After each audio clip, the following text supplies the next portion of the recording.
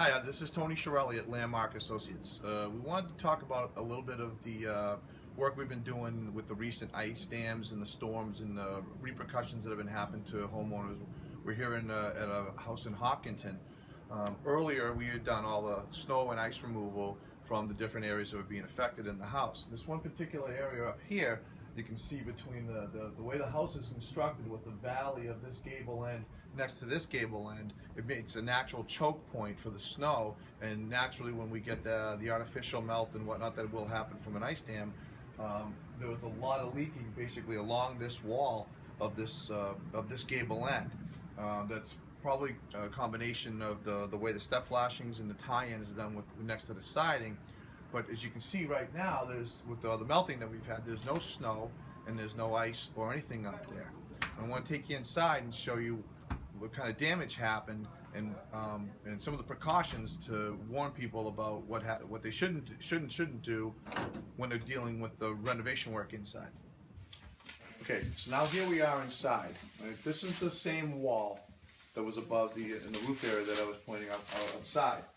This wall was just stained, as you can see up above where the crown molding is. It was just stained down onto the wainscoting. The damage in the ceiling appeared to be minor other than the staining, but because this is a single-story extension and there's a roof directly above it, we knew that there was insulation above in the ceiling.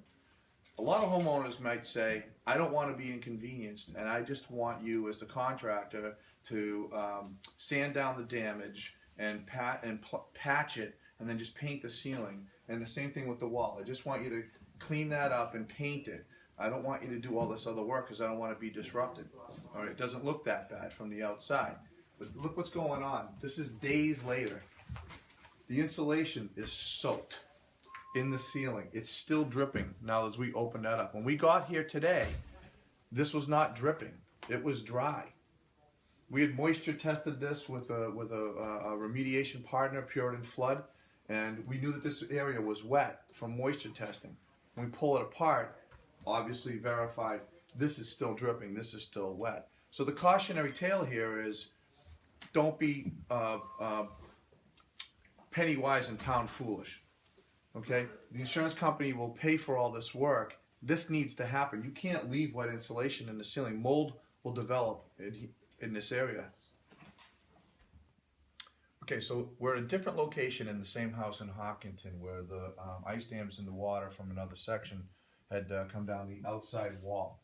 The damage wasn't quite as extensive, but it came all the way down and came down through the wood paneling. There was a stain on the carpet, and the initial reaction was to just suck up the water and everything should be fine. All right.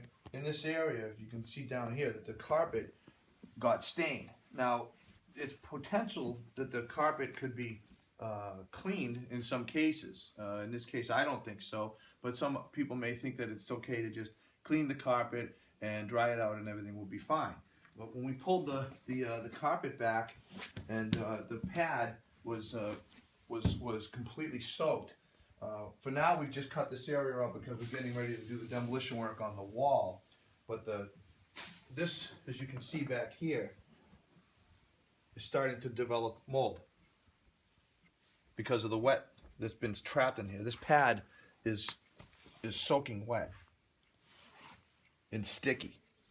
This is mold. So you have to pull the carpets back to inspect the conditions before you make the determination of whether the carpet and the pad can be saved. Usually the pad can get cut out and replaced and the carpet can be salvaged in some cases. But it's important that it get checked because if it's stained or the back of the carpet starts to come apart, the carpet is now no good. The insurance company will pay to replace this.